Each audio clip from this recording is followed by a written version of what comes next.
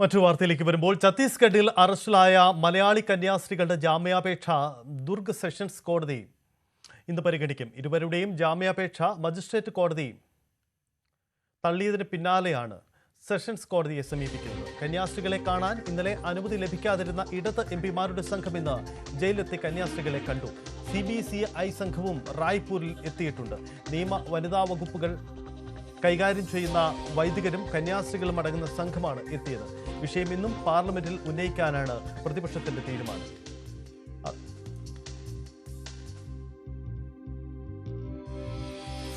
ഇതിനിടെ ഇന്ന് അറസ്റ്റിൽ പ്രതിഷേധം ശക്തമാക്കുകയാണ് കേരളത്തിൽ. വിവിധ ക്രൈസ്തവ സഭകളുടെ നേതൃത്വത്തിൽ ഇന്ന് രാജ്ഭവനിലേക്ക് മാർച്ച് നടത്തും. ഒപ്പം തന്നെ വിവിധ ഇടങ്ങളിൽ കേന്ദ്രീകരിച്ചുകൊണ്ടും വിപുലമായ മാർച്ചും പ്രതിഷേധ പരിപാടികൾക്കാണ് കേരളത്തിലും ഉണ്ടാവുന്നത്. അങ്ങനെ നിർണായകമായ നീക്കമാണ് കേരളത്തിലും നടക്കാൻ പോകുന്നത്. രാജ്യസഭയിൽ വിഷയം വീണ്ടും ഉന്നയിക്കപ്പെടും. അങ്ങനെ പ്രതിപക്ഷ കക്ഷികൾ പ്രധാനപ്പെട്ട രാഷ്ട്രീയ ആയുധമായി BJPക്കെതിരെ ഉന്നയിക്കുമ്പോൾ കേന്ദ്ര സർക്കാരിന് കൃത്യമായ മറുപടിയില്ല എന്നതാണ് മറ്റൊരു വസ്തുത. കേരളത്തിലെ BJP നേതൃത്വം അവിടെ എത്തി സ്ഥിതിഗതികൾ വിലയിരുത്തുകയും സാഹചര്യങ്ങൾ നീതി കിട്ടും എന്ന നിലപാടെടുക്കുകയും ചെയ്തെങ്കിലും ഇപ്പോഴും ജാമ്യമില്ലാതെ ഗുരുതര വകുപ്പുകൾ ചുമത്തപ്പെട്ട് ജയിലിനുള്ളിലാണ് ഈ കന്യാസ്ത്രീകൾ എന്നതാണ് വസ്തുത. BJPയുടെ ക്രൈസ്തവ സഭയോടുള്ള നിലപാടിൽ ആത്മാർത്ഥതയുണ്ടെങ്കിൽ ഇക്കാര്യത്തിൽ അത് വ്യക്തമാക്കപ്പെടണമെന്ന നിലപാട് KCBC സ്വീകരിക്കുകയും ചെയ്തിട്ടുണ്ട്. MG മിഥുൻ ചേരുന്നു. മിഥുൻ, ദേശീയ തലത്തിൽ വളരെ പ്രധാനപ്പെട്ട നീക്കമാണ് ഇക്കാര്യത്തിൽ പ്രതിപക്ഷ കക്ഷികൾ നടത്തുന്നത്. ഇന്ന് CBCI സംഘം അവിടേക്ക് എത്തുകയും ചെയ്യുന്നുണ്ട്.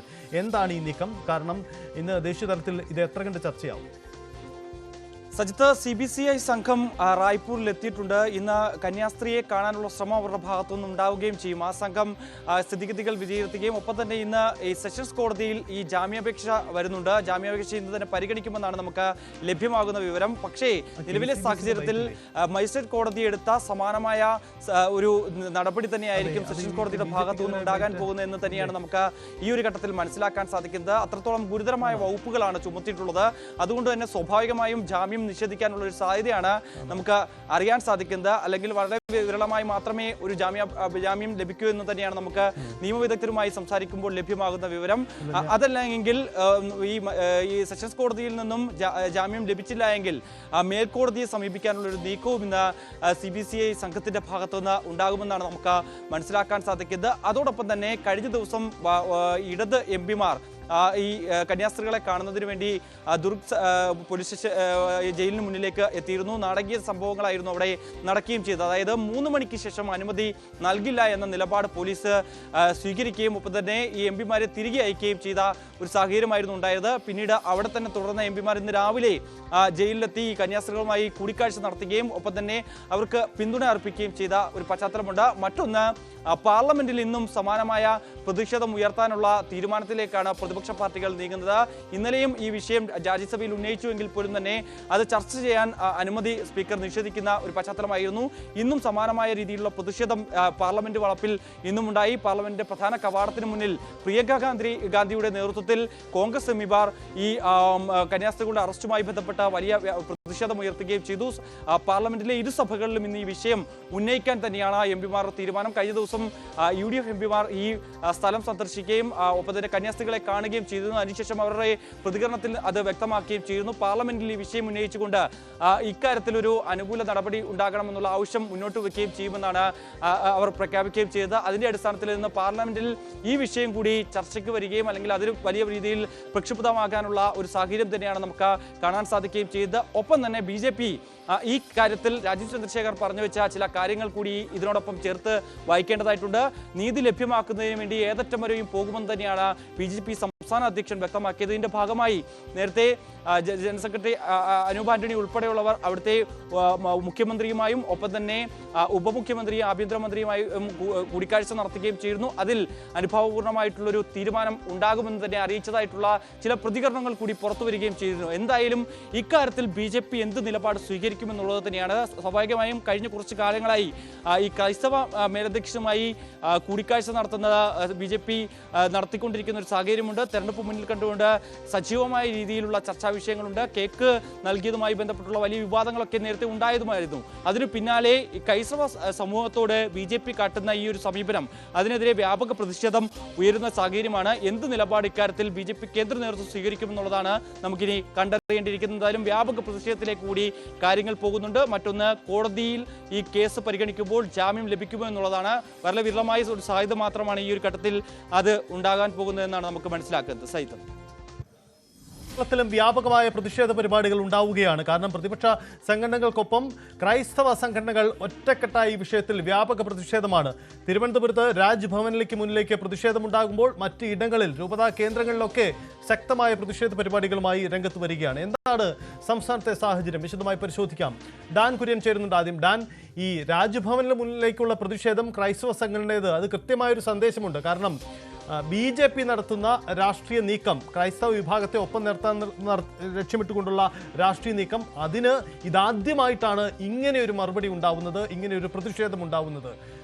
എന്താണ് ഈ ക്രൈസ്തവ സഭകളുടെ ഇന്നത്തെ നീക്കം? ഏതൊക്കെ സഭാ നേതൃത്വങ്ങളാണ് രാജ്ഭവനിലേക്ക് മാർച്ച് ചെയ്യുക?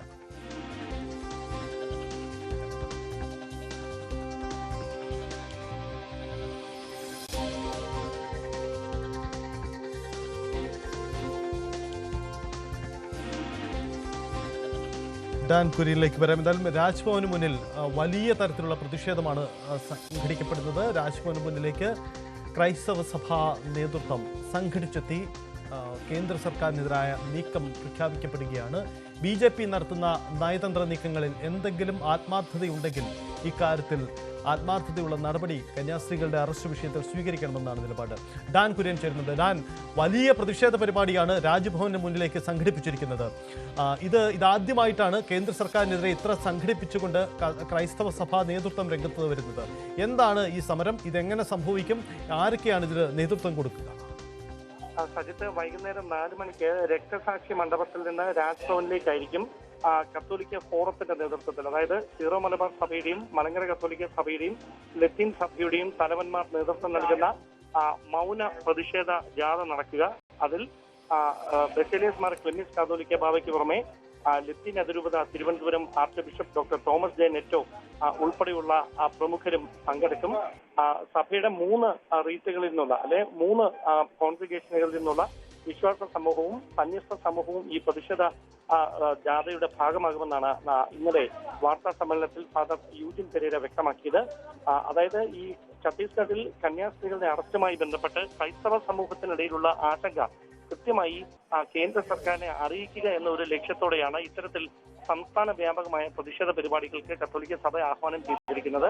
തിരുവനന്തപുരത്തിന് പുറമെ സംസ്ഥാനത്തെ മറ്റ് ജില്ലകളിലും സമാനമായ തരത്തിലുള്ള പ്രതിഷേധങ്ങൾ സഭയുടെ നേതൃത്വത്തിൽ നടക്കും. അത് കൃത്യമായി തെരഞ്ഞെടുപ്പ് അടുത്തു വരുന്ന ഒരു സാഹചര്യമാണ്. അങ്ങനെ ഒരു ആശങ്ക ക്രൈസ്തവ സമൂഹത്തിന് മുമ്പിലുണ്ട് എന്ന് വരുന്നത് കേന്ദ്ര സർക്കാർ ഗൗരവത്തോടെ കാണുന്ന ഒരു തരത്തിലേക്ക് ഈ കാര്യങ്ങൾ എത്തിക്കുക എന്ന ലക്ഷ്യത്തോടെയാണ് ഇങ്ങനെയൊരു പ്രതിഷേധ പരിപാടിക്ക് കത്തോലിക്ക സഭ ആഹ്വാനം ചെയ്തിരിക്കുന്നത്. പ്രതിഷേധ പരിപാടിയാണ് ഇന്ന് രാജ്ഭവന് മുന്നിലേക്ക് നടക്കുന്നത്. Dani Paul കൊച്ചിയിലുണ്ട്. ഡാനി, ഈ കൊച്ചി കേന്ദ്രീകരിച്ച് പ്രത്യേകിച്ച് കത്തോലിക്ക സഭയുടെ ആസ്ഥാനമടക്കമുള്ള ഇടമാണ്. എന്ത് പ്രതിഷേധ നീക്കമാണ് അവിടെ നിന്നും ഉണ്ടാവുന്നത്? എന്താണ് ഇന്ന് കത്തോലിക്ക സഭ വിവിധയിടങ്ങളിൽ നടത്താൻ പോകുന്ന പ്രതിഷേധം?